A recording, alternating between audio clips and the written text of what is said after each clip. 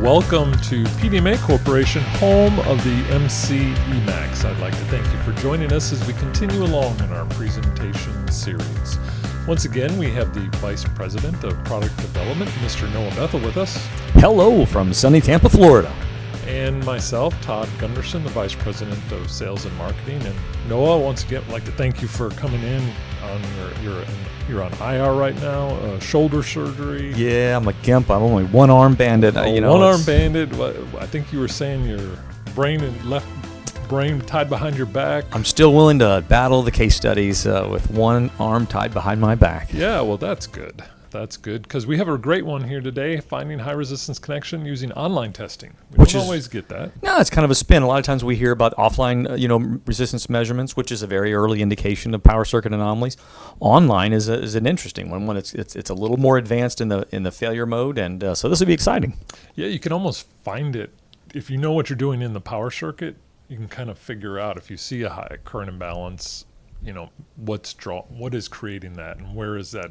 Where is right, the upstream, downstream, where is it? So you can kind of hunt and put your leads upstream, downstream, just to see what that is. So this is what drove this whole evolution, is an IR scan. Interesting. So on an infrared route, someone sees a hot motor. What's interesting is the old motors didn't get as hot as the new motors. The old motors were heavy frames, thicker steel or aluminum, and the temperature didn't Couldn't go lift to them up either. No, they were much heavier. You're right. A lot of material. So you wonder, this may be a newer frame motor. As an example, the heat's coming out. It does look a little bit reflective, so I'm sure they're checking their emissivity. I think you used to say in your old workshops, like you go, especially in our Navy days, go touch the motors. If they're hot, there's a problem. Yeah, if you literally, the old motors, if you couldn't hold your hand on it for 5 or 10 seconds, it was too hot. But today, nowadays they're all hot. They're all hot. Yeah, good luck. In fact, you probably shouldn't touch them. Yeah, they're designed to dissipate heat rapidly. Right. So we had that IR screen. So what do? They go out and do a power test, and here you can see we're at the starter line side, load side, and this is a great test. It is. Look at the current imbalance. We're talking over 20%. Now, that is a major. It's in red. It's in alarm, as it should be. And it doesn't matter where the resistant imbalance is for current imbalance. Right. The beauty of current is that, we call it the burglar alarm, right? It looks upstream, downstream. It really doesn't matter. The fault will be identified. Now, that's a curse as well, because even though you know that there's a current imbalance, it's hard to tell where it's coming from. Voltage offers a different picture. It actually gives you which direction it's coming from. So if they would have contacted technical support, the tech support would have said, okay, you have a current imbalance. Let's determine if it's in the motor or if it's in the power circuit. And the best way to do that is go on line side and load side of the starter. Absolutely. And here's line side. And you can see we're downstream. So we haven't come across the voltage imbalance just yet, but we still see the current imbalance. Yeah, so in this situation where we're connecting on the line side, shows no voltage imbalance whatsoever, which means that the upstream, problem, essentially. Voltage looks up. Yeah, so voltage looks up to the transformer, and we don't see a voltage imbalance, but we do see a current imbalance, so we know it's downstream. Right, so now we're in the bottom load side of the bucket, and we see the voltage imbalance. So that means it's kind of isolated in that top area of the bucket. Right. Correct? We have now moved to the downstream side of the fault. And if you look at that phase-to-phase voltage imbalance of 5%, what does NEMA tell us?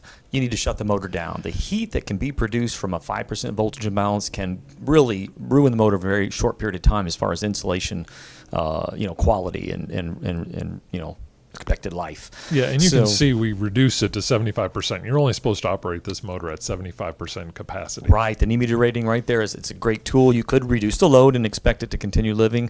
5% is still a problem. It's just very high. And of course, that 22% current imbalance is a good ratio, which indicates a power circuit anomaly.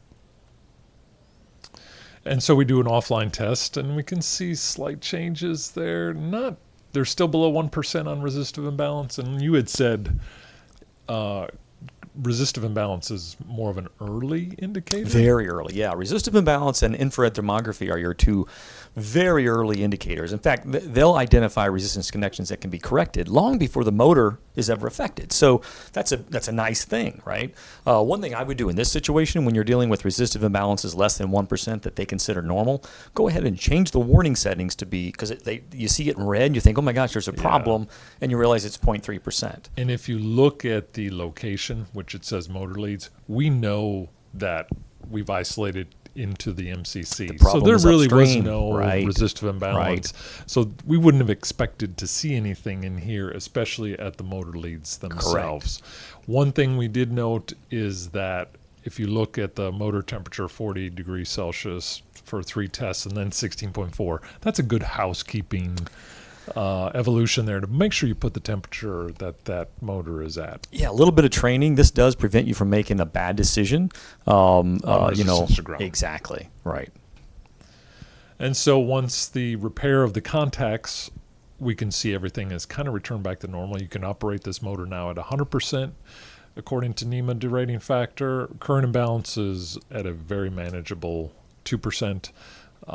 So everything looks to be back online. And because, sometimes you see a 22% current imbalance, first thing is, well, get rid of the motor. Right. And that's a bad decision. It can be, and it can be a costly one. And so it's always nice that you can look at you did unnecessary repairs. You didn't, instead of pulling a motor out, that's time that shut down the plant for much longer. You can just now say, well, it was just a contactor issue. Hats off to the team here that did the proper testing, was able to, confirm the location and correct it. Because so often, just like you said, they'll replace the drive or the starter first, then they'll replace the motor, then they'll replace the cables in an effort to troubleshoot the problem. I think in the Navy we said Easter egging. Easter egging, yes, where you're just looking and you're not really for finding eggs and not sure what's going on. Great job by the technicians that did this. So we saved maybe potential savings of $175,000. That's not a small number. Not at all. We've seen larger, but we've also seen smaller. But as far as it's a great tool to provide justification for your program. Right. And if you're finding these things, you want to annotate these things. And by correcting them early, instead of $175,000 loss of production, they would have had, if they didn't correct it early, then we're talking about a meltdown of the windings, and now you're talking about a motor replacement, a much larger replacement cost. So that brings us to the end of that case study, and as always, we appreciate your attendance and your listening of this.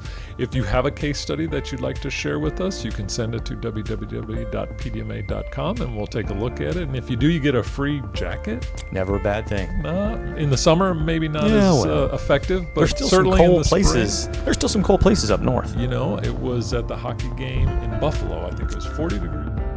Wow. Now, we don't get to enjoy hockey anymore. Unfortunately. Sadly, we got knocked out of the first round. But still, other people are enjoying it, and it was 40 degrees up there. That's a little chilly. A jacket would have came in handy. Perfect. If you're in the Northeast, send us a case study.